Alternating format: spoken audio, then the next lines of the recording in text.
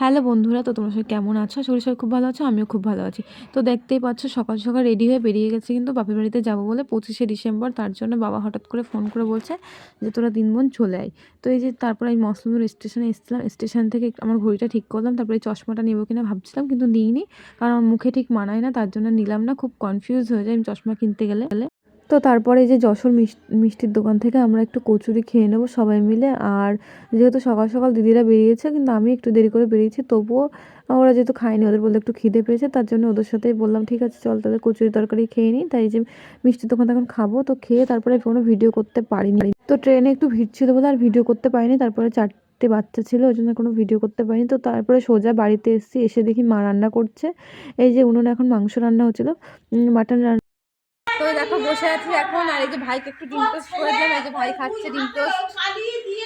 আর এই যখন বসে আছি এখন এই ফোনটা দাও দিন। এখন হচ্ছে এই খাওয়া দাওয়া করবো, ড্রেস চেঞ্জ করে মা রান্না হয়ে গেছে প্রায়, তখন খাওয়া দাওয়া করবো। তো চলো এখন সবাই মিলে খাওয়া দাওয়া। তো এদিকে মা রান্না করেছে, ভাত করেছে, আর করেছে নতুন আলু দিয়ে মাছের ঝোল করেছিল, আর পেঁয়াজ কালি আলু ভাজা, তার সাথে ছিল মাটন।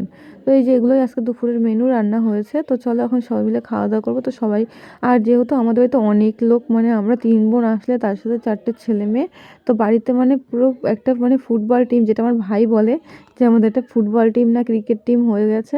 তো এই যে এদিকে লাস্টে আমি মা সবাই মিলে খেতে বসেছি।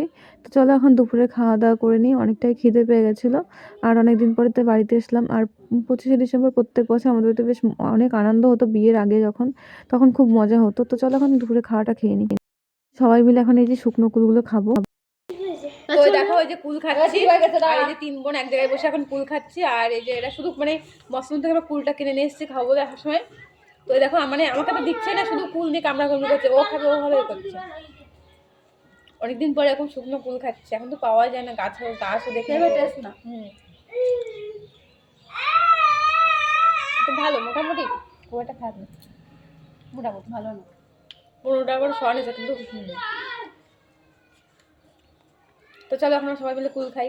তো তারপরে দিকে যেহেতু 25শে ডিসেম্বর, সেহেতু দিদিরা নিয়ে এসেছিলো কেক, আর আমি তো ফল টল নিয়ে এসেছিলাম। তো এদিকে কেকটা এটা হচ্ছে পরের দিন সকালের ভিডিও, রাত্রে কোনো ভিডিও করা হয়নি।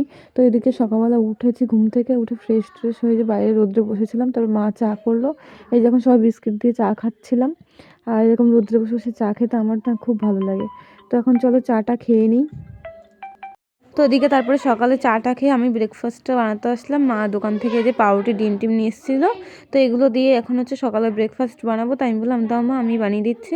তো ওদিকে দেখো ডিম টোস্টগুলো হয়ে গেছে, এখন এই যে সবাইকে দেবো, বাচ্চারাও খাবে সকালের আজকে টিফিন। তো চলো সবাইকে এখন ডিম টোস্ট দিয়ে যে এখন আমিও খেতে বসেছি।